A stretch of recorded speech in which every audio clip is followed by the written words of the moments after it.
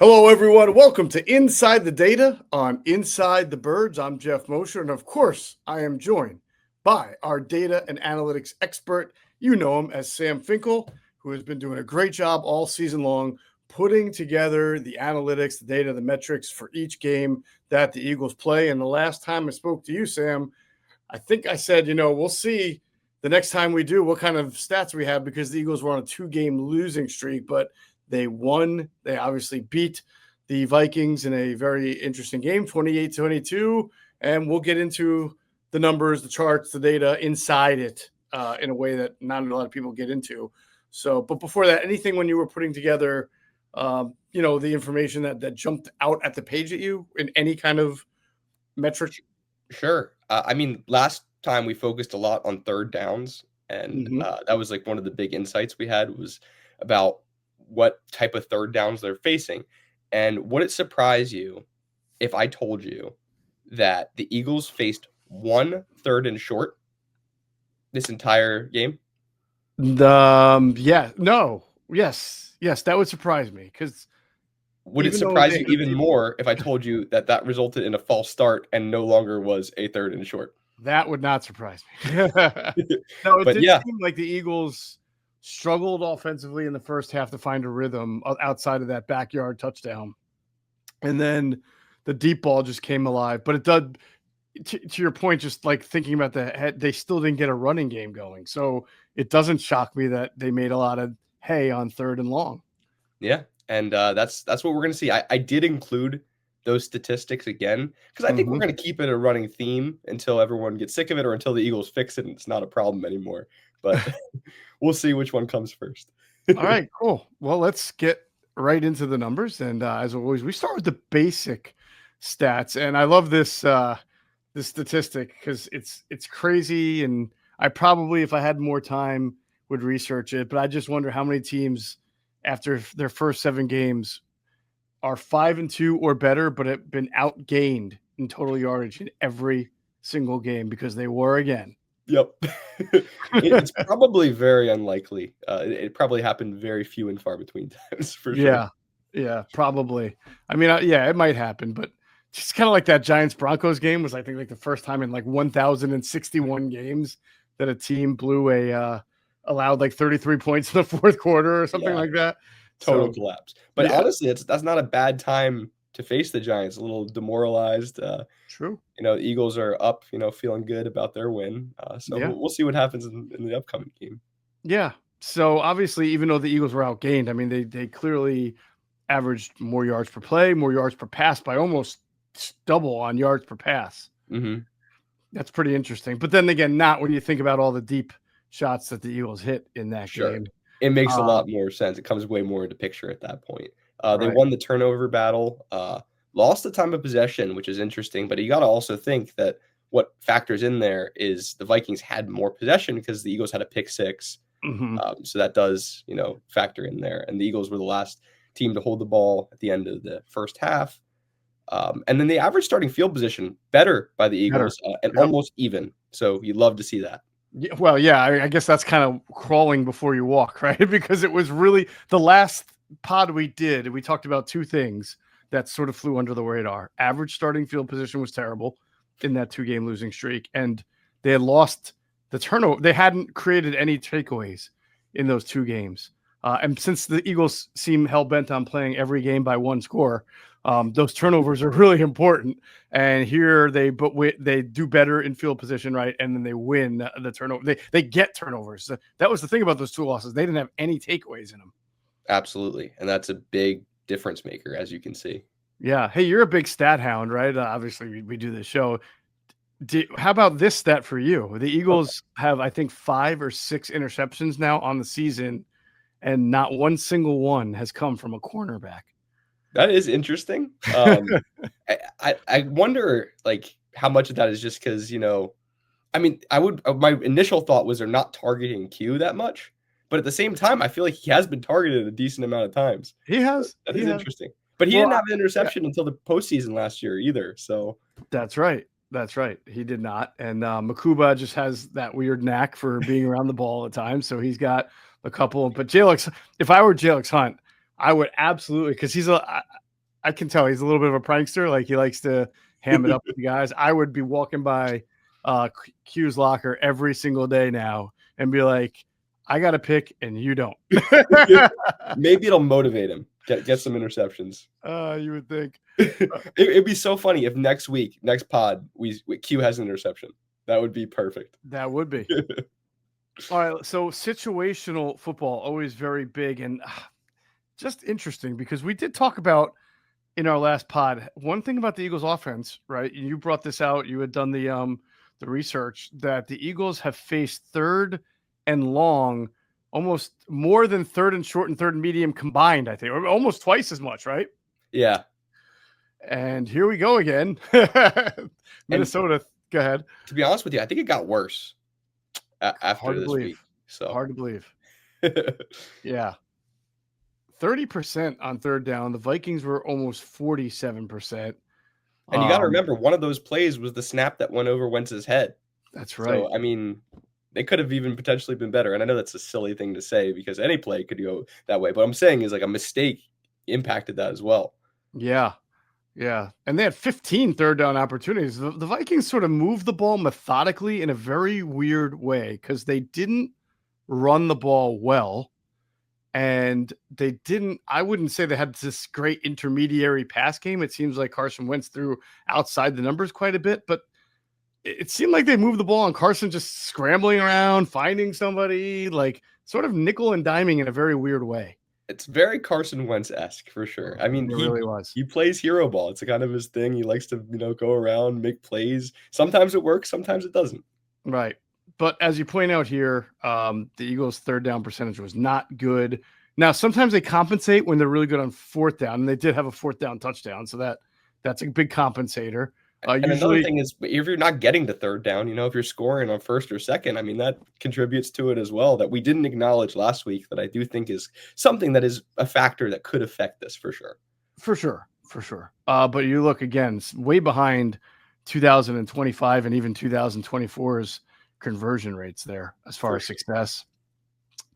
The opponent they allowed, this is I'm sorry, it was Eagles end opponent third down. This is on the season. Right. So this divides third down between short, medium, and long. Mm-hmm. And this is for the season now. Third and short, Eagles 8 of 11, 72%. That makes a lot of sense because they on third and 1, third and 2, they'll run that tush push. Absolutely. And that hasn't changed. That number hasn't changed. So right. Did anything change from? Yeah, there were more third and medium and more third and long attempts. Right. So it would skew the. You'll see that in the next chart. If you go down, you'll see the visual breakdown that it has actually grown. Oh, okay, nice. Well, not nice for the Eagles, but yeah, no, they're probably not too happy about that. It's a dangerous way to live. I mean, it's great when you can convert on third and long, but it's not great to have to be a shot play offense without a running game. Absolutely. I mean, there's a lot. The crazy thing is there's a lot that they can improve on. Like that is, and they're 5-2. There's a lot that they can improve on. That is true. Whether they do it or not is a different thing. It's exciting, honestly, as a fan to just be like, there's a lot that my team can do better. If you're a fan, you're sitting there like, my team is 5-2, and there's so much that they can and maybe will do better.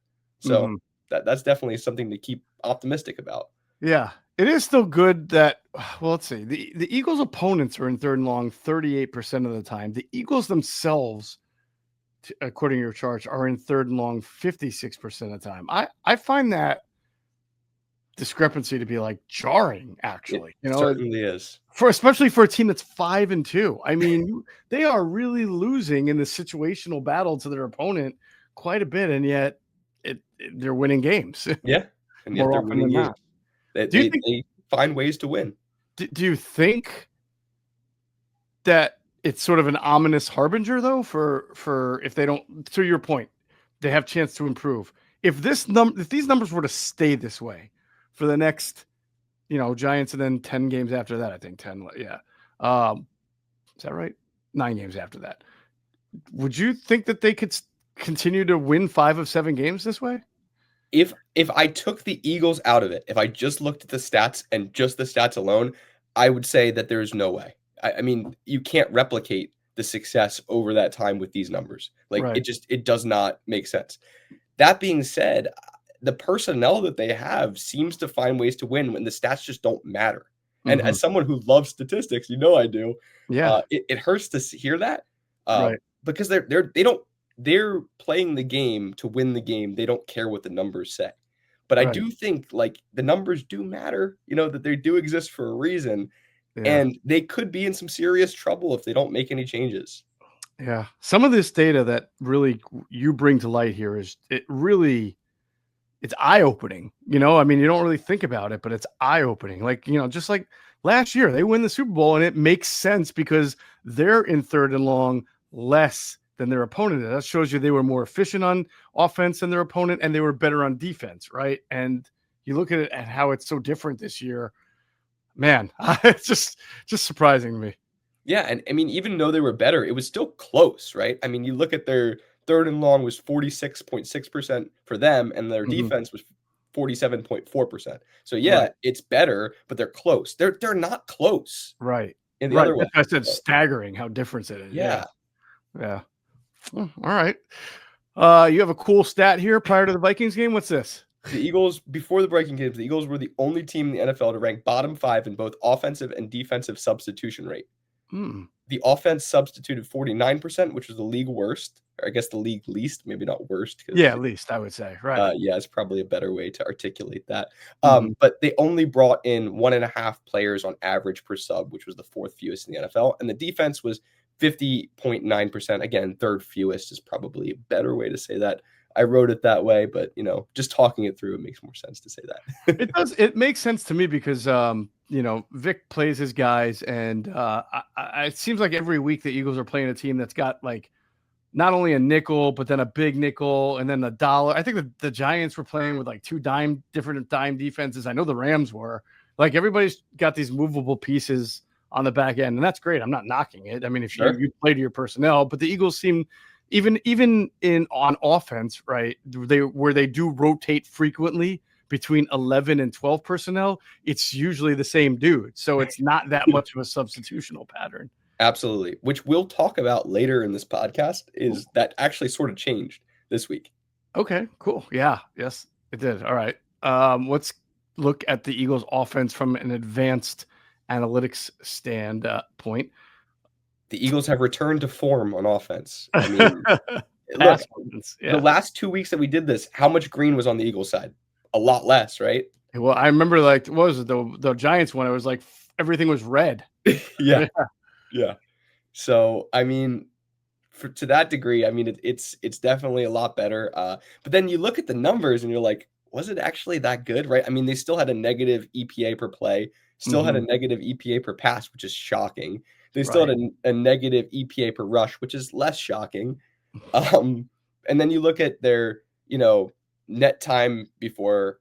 I'm sorry, that I actually made a mistake. I was looking that's on the season. On the season. That's what we were talking about. That's Yeah. what I was trying to say, but I Yes. I think I didn't articulate that clearly enough. No, But when that's you look on at the season, right? Yeah. right, and you look at the Vikings game, and it was, they had positive EPA per play, a positive EPA per pass, and then again, not shockingly, a negative EPA per rush. Yeah, I've been using NFL Pro a lot. I've been really getting involved with the EPA, even though I can't say I understand. I don't know if anybody really knows how the formula works, but I know now. I've studied it enough to know that if you have a plus 0.62, that is like ridiculously high. Yeah. But the crazy part is that without being that high, it's still negative on the season. I think that was the point I was trying to make, but I don't think I made it clear enough when I was saying it. That is a great point, that this game could, even as much of an outlier as it was, they couldn't even skew the average for the season that much. Which the average on the season was positive until I think the Buccaneers week. I think that it became negative after that. Yeah. Yep. So the Eagles had, for the season, their average time to throw is 3:03. For this game, you have 3:39. That's good. And that was very glaring. I thought it was very obvious that pass protection for Jalen Hurts was really good. And therefore, that's why the higher time to throw and more the importantly, beneficial the higher time to pressure. pressure. Yeah. Yeah. Right. But that being said, Hurts obviously felt comfortable because he held the ball on longer than, the pressure. He was getting pressured while he was throwing. Yes, So, there were a couple of throws he went to DeVonta where he was getting drilled while he threw them.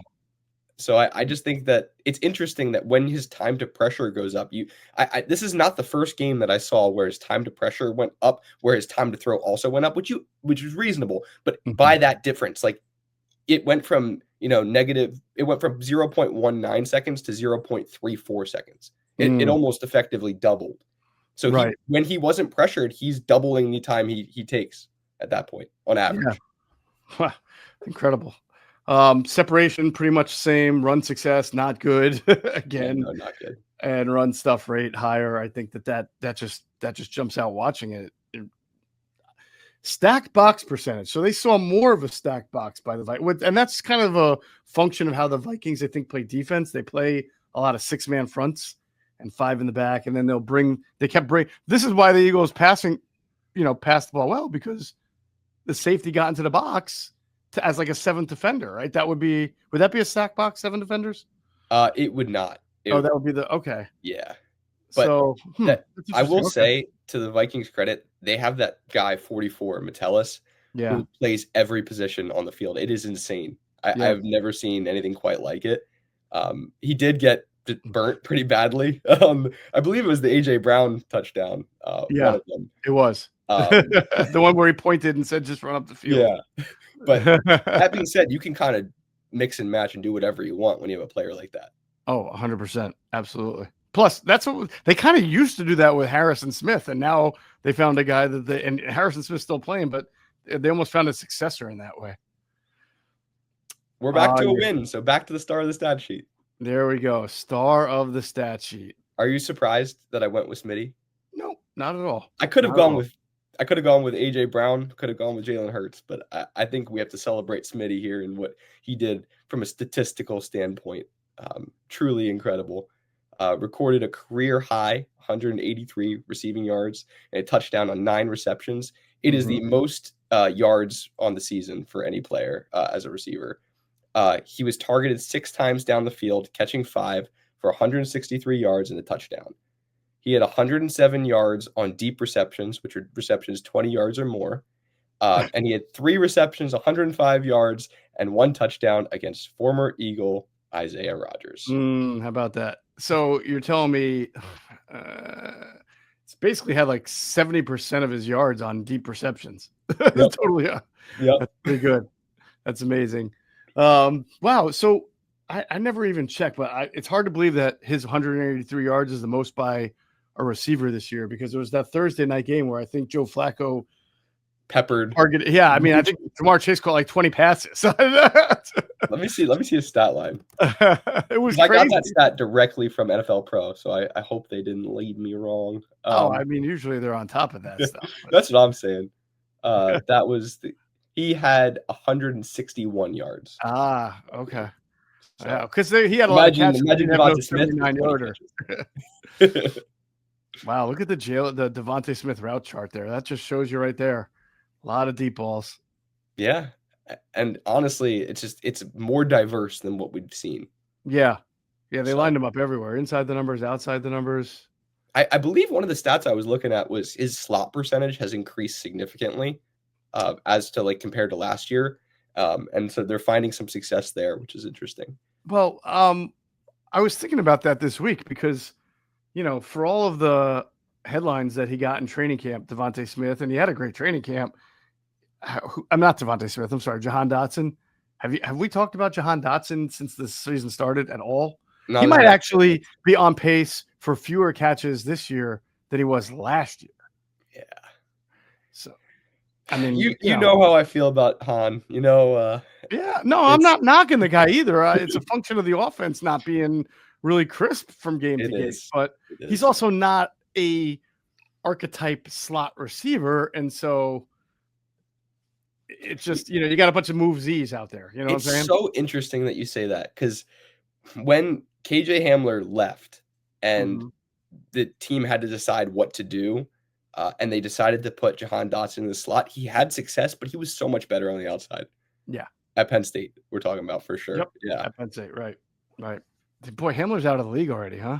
That's a shame. I think he got hurt or something. Yeah. Man, But he was so electric that when they had him and Dotson, man, I haven't seen that Penn State team in a while.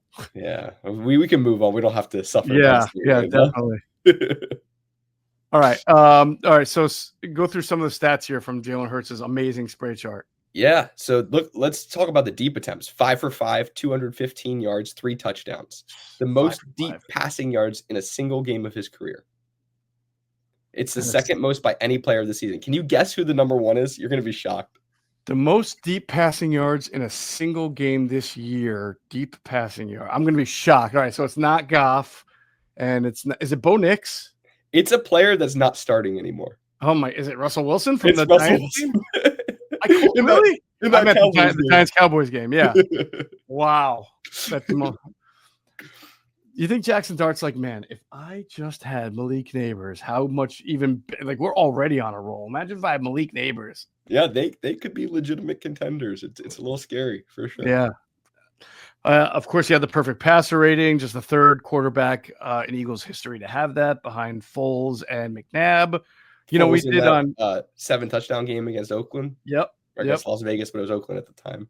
It's crazy to me. I started covering the Eagles in 2005, and I've seen the best, really overall quarterback play because of the 11 best Eagles passer rating, single game. Right, I've been in person live to see, I think 5 or 6 of them. So pretty. So you're good luck for the Eagles. The Eagles should give you tickets to every game at all times, and you know that ain't happening. I was at the Foles game though. I was there. That was in Las Vegas, or in Oakland, I should say. All right. So you wanted to expand a little bit more on the offense. Oh, this is good stuff. Versus man versus zone. What do we got? Yeah. So basically what's interesting with AJ Brown is on the season. I'm sorry, not on the season. In this game, he had 5 routes run against man. He had 4 targets on those 5 routes run. He caught 3 of them. He had 108 yards, 36 yards per catch, and 2 touchdowns. So he basically had all of his production against man. Exactly. 5 routes. But he ran 21 routes against zone. Of those 21, he was targeted 3 times. He caught 1 of them for 13 yards. No touchdowns. Maybe, as everyone knows who's listening to the show probably, and I'm sure yourself, you know, AJ was on Instagram on Monday or Tuesday. You would have thought he would have been happy with the 108 and 2, but he put up a cryptic message that said something like "use me, but don't use me," and maybe he's feeling like, yeah, it's great when it's one-on-one, you throw me up the ball, but within the structure of plays against zone where I'm running 4 times as many routes, I'm not seeing the ball at all. Yeah, I mean, listen, is that drama ever going to die down? Even with winning, it hasn't died down. So it's something you got to deal with. It's certainly something I'm more concerned about now than ever before, actually, because I thought after a win it would go away, especially after he had the 2 touchdowns and 100 yards. And when you see that, you wonder, is there an agenda here? Is he trying to force something? Like that was just a little bit of a surprise to me. But just to be clear, they cannot trade him during the season. The dead cap would be insurmountable. Yeah, I don't think it would happen during the season. So I just want to put that out there that anybody that wants that to happen or thinks it's going to happen, it's not going to happen. No, I can't imagine that in this world, unless they lose like 7 in a row here, and then like they don't care about the cap at that point. But at that point, the trade deadline is going to be over. Oh, that's a great point. It's not even going to matter. Yeah, so it's not happening this season. It's not happening. All right. What do we have on the rushing here? Yeah. So Saquon Barkley, and again, your article talked a little bit about this before, but he's been contacted behind the line of scrimmage on 58% of his carries this season, while gaining the fewest yards before contact, -2, among running backs with greater than 30 carries between the tackles. I mean, that's the answer to the test. So someone, I was doing an interview with Mike Gill on Football F4 97.3 ESPN, and he was playing some quote. I can't remember who it was. There was a commentator who was breaking down the tape and basically saying Barkley isn't the same guy, or he's not seeing the holes, or and I'm like, how can you say that? Like I don't think that's true it's at all. So clear that he's getting mobbed as soon as these numbers say it all. 58% of the time he's getting hit behind the line of scrimmage. Now, what if you add it at the line of scrimmage or just 1 yard above for scrimmage? It probably becomes 60, 70%. Like, and as you wrote here, last season he was only contacted behind the line 38%. That's a 20% drop. That's huge. Incredible. Yeah, the offensive line play in particular in run blocking has just not been what it's not been the standard. Right. And honestly, I think a lot of it can be attributed to injuries. Agree. I mean, losing Becton, it has kind of hurt. I think Steen has played well enough, but I think the injuries have just been tough. Absolutely. I just can't put this on Saquon. I know a lot of people get frustrated, and people look for things to blame and all that, but like this is not it. This is not the one. Yeah, I mean, Saquon's frustrated. You hear him, but he's happy he's winning, but he wants to contribute. Everybody wants to contribute on this team. Yeah. All right. Other Eagles offensive stats. Yeah, let's go them kind of quickly. So the Eagles recorded season highs in explosive play rate, 18.4%, and EPA per play plus 0.21 in week 7. Mm-hmm. You want to talk about that one, or do you have anything? Go ahead. I'll read it away. Personnel. I think you might have something to say about this one. Okay. They used 11 personnel at a season low, 44.9%, but averaged a season high of 8.6 yards per play in 11 personnel. They used 7 different unique personnel groupings in total, most in a game after not using more than 5 unique personnel groupings in any other game this season. So that's something interesting, right? They're trying to do, put little wrinkles in, change things up. Yeah. I mean, and that, by the way, this does not surprise me because I wrote about this for Philly Voice. They showed a different kind of look on 16 snaps, which was going under center. Fred Johnson on the field for about half of them, I think 8 or 9 snaps. He was an extra offensive tackle. So yeah, they had different guys out there, and they were in different formations. Yeah, I definitely, and it worked. But I feel like the average is a little skewed by the big plays. But you could also say the big plays came from what they were doing that was different. 100%. I just don't know if that's sustainable week after just because they're going under center now. The offense is not people that's like an easy thing to find on film and adjust to if you're a defense. Well, I think Jordan Mailata had this like quote. I'm sure you know about it, where he was just saying that like under center is easier for them in terms of like their pass blocking lanes and the angles that defenders take. It's actually a super interesting thing I was reading about. Huh. I think I can understand that. I think it was harder though for Brett Toth. Sure. At center, because they were asking him to sort of make some blocks on 3 techniques that from that spot for his not being like the same kind of skill set as Juergens or a Kelsey. Sure. A little bit tougher. No, for sure. And that's the thing. They're going to have to do different things to make it easier on the offensive line, which has honestly been a huge strength for the past couple of years. Yeah. Most of honestly, maybe even longer than that. So they're going to have to, make adjustments. And I think they are putting things together that are working. I mean, hopefully it'll be sustainable. Absolutely. The only thing that is disappointing, right, is that this all only influenced the pass game, not the run game. And normally, if you told me you were going to put an extra offensive tackle as big as Fred Johnson on the field and go under center, I would say, oh, that should help your running game, right? Like it's like basically the whole point of it. To be honest with you, and it's going to be interesting to say, but they need to set up their run game with the pass. It's almost the opposite of conventional wisdom, right? You say you have to set your pass game up with the run game. But in this case, they need to have concepts that you can marry with like passing concepts that you can use to build off in your run game. I agree. That's what I'm thinking. However, it can't be the shot pass. It's got to be more of an intermediary, get the ball out of the hands, quick pass game that does that. And they haven't really done well at that yet either. They've done it in spurts, but they would need to improve there as well. Yeah, absolutely. Sky Motor Cars in Westchester is a different sort of dealership. All it takes is one look at their Highline pre-owned vehicles that people all over the country want and need. Owner Brett Schiller, make sure you don't spend a dime of your money before you purchase the car. Sky Motor Cars allows you to make all the decisions regarding your next vehicle. At Sky Motor Cars, you never have to spend more than necessary. Visit SkyMotorCars.com today or call 610-918-7225.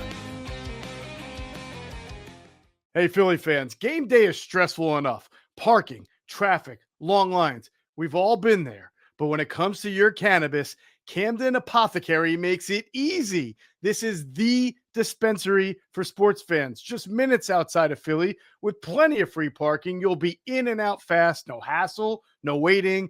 And they don't just care about convenience.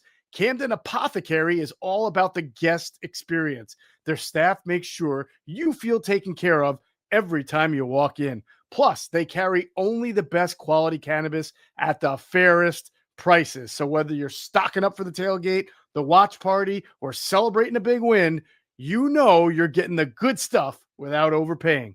They even show love to the community with specials for fans, students, service members, and healthcare pros. Camden Apothecary, top quality cannabis, great prices, and an experience made for Philly fans 21 and up. What else we got? Quickly running over these last things, for no huddle, 21.4% of offensive snaps this season, third highest. The league average is 10.2%. Hurts averaged 8.8 yards per attempt in no huddle, second best in QBs greater than 15 no huddle attempts. They've always been very good with no huddle. That's good stuff. Yep. But also Hurts has the sixth highest pressure to sack rate in the NFL, 23.3%, 140 consecutive passes under pressure without throwing an interception since week 2, 2024. Yes, because the interception that he threw against the Giants, he was not pressured on that, correct? Unfortunately not. Yeah. Six, that really doesn't surprise me. I mean, I don't know how he does it. It's the most unconventional thing I've ever seen.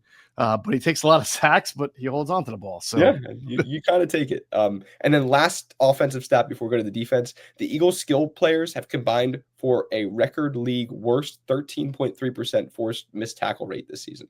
Wow. That's pretty interesting. I'd never even registered in my head that they weren't making people miss. That's interesting. I wouldn't have thought it too, but it was one of the stats that NFL Pro put out. So it is also they've been a shot play passing game, so they're getting a lot of deep strikes to AJ and DeVonta where there's no intermediary game. There's no people to make miss. They're probably the only guy who's doing that is when the ball goes to Dallas Goedert.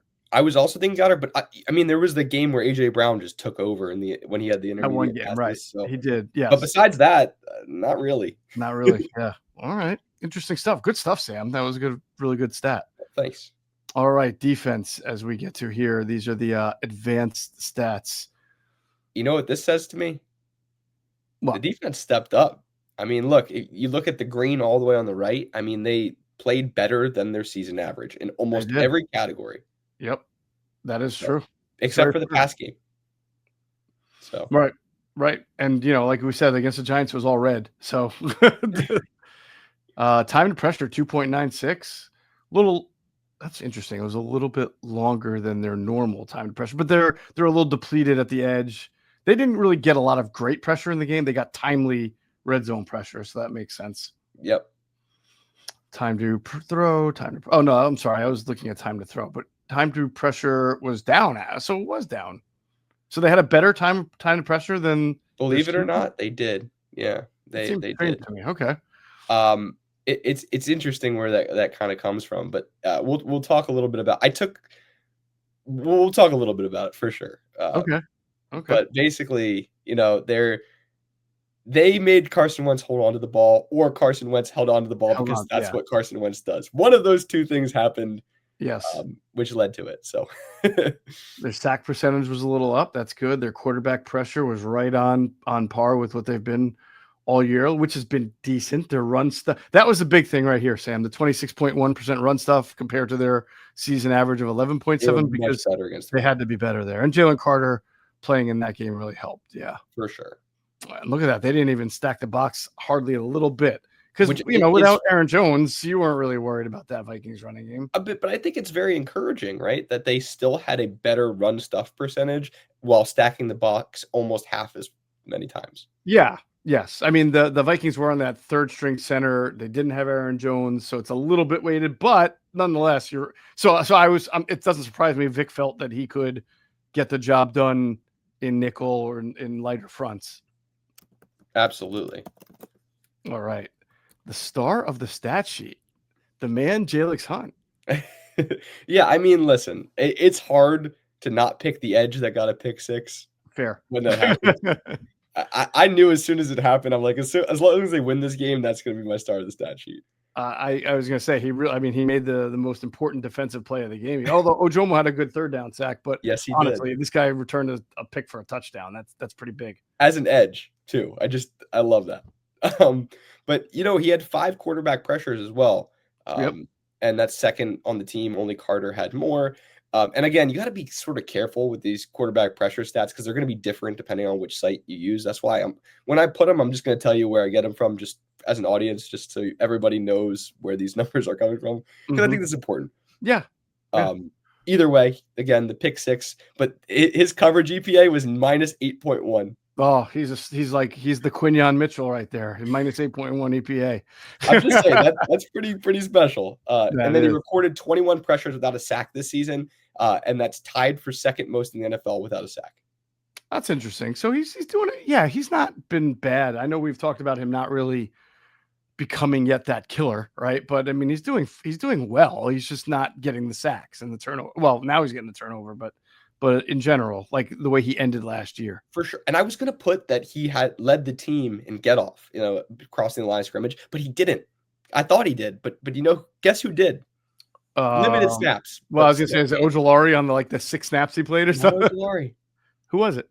Ty Robinson. Oh, how about that? Okay. I think it was 0.76 seconds. They were really beating up the interior of that Vikings line with that third string center in there. They were. They certainly were. But I thought that was worth saying. Maybe he'll be on here someday. Who knows? Sure. All right. General defense stats. Pressure. As a team, the Eagles have recorded the 3rd lowest pressure to sack rate in the NFL, 12.6%. Is that for the game or for the season? Sorry. Say that again? Is that this game or the season? This is on the season. That's what I thought. Okay. Last season, they recorded the 7th highest pressure to sack rate in the NFL, 21.2%. The net negative 8.6% is the 4th largest decrease in the NFL. Wow. There are 3 teams that actually have a bigger decrease than that? Because that's a pretty significant decrease. Yeah. Wow. And I don't know those teams because I pulled this one from NFL Pro. It was an NFL Pro, one of those highlight stats. But I thought it was interesting, so I put it on there. Interesting. I would bet the Chiefs are one of those teams. I don't think they have as many sacks as they usually do. That totally makes sense for sure. And then probably the Cowboys without Micah, maybe. That also makes sense. Yeah. I think you might have came up with half the teams. There we go. 2/3 of the teams. There you go. Now this slot thing is really interesting. Yeah, I actually was super fascinated about this. So the Eagles defense has allowed 5.1 yards per target to opposing receivers in the slot, which is the 2nd fewest in the NFL. Sounds great. Yeah. Weeks 1 through 5, 60 yards, 0 touchdowns. But weeks 6 and 7, right? So that was these last 2 games. 73 yards and 1 touchdown. Yeah, that because Jefferson, they lined him up in the slot a lot to create some issues there, and we all know Wan'Dale Robinson did some dirty work from the slot against the Eagles that they probably still kicking themselves about. But yeah, no, that's pretty interesting. Wan'Dale Robinson always has a special place in my heart. I recruited him at Penn State. I was the first person to show him to the staff. Nice. And they didn't want him. Said he was too small. Wound up being a pretty good. He went to Kentucky, right? Yeah. Well, he didn't. I think he went to Nebraska originally and then transferred to Kentucky. Right. Well, everybody goes somewhere and then transfers somewhere. No doubt. All right. What do we got on the corners? All right. CB2, which again, we're just talking about opposite Q because, Q is CB1. Either way. Jackson, Ringo, and Bennett have combined to allow 7.9 yards per target. Darius Slay last year, just him alone, 5.8 yards per target. That's last year. Boy. So opposing QBs have targeted that second cornerback 22.4% of coverage snaps, and they've generated plus 17.8 EPA on those targets. When you see that number, you're like, why only 22%? Why don't they just literally throw at CB2 every single chance they get? You would think that would be a strategy. I'm sure it's not that simple, but, right. But at the same time, you'd think it still would be higher than 22%. Yeah. Just for comparison, versus Quinyon Mitchell, it's minus 1.3 EPA. Oh my God. It's like the old Deion Sanders take away half a field thing. I mean, where else are you going to throw at that point, right? Right. And then just a shout out to Drew Makuba, second best coverage EPA at -7.1. If you remember, number 1 was Jalyx Hunt. That's right. That's right. The two best covers guys on the Eagles are Jalyx Hunt and Drew Makuba. We all had that on our bingo card. To be fair, they're weighting these interceptions significantly. So yes, it does help. That's why I said as soon as Quinion gets his first pick, that EPA coverage number is just going to skyrocket. Well, even more negative than it is now, or whatever.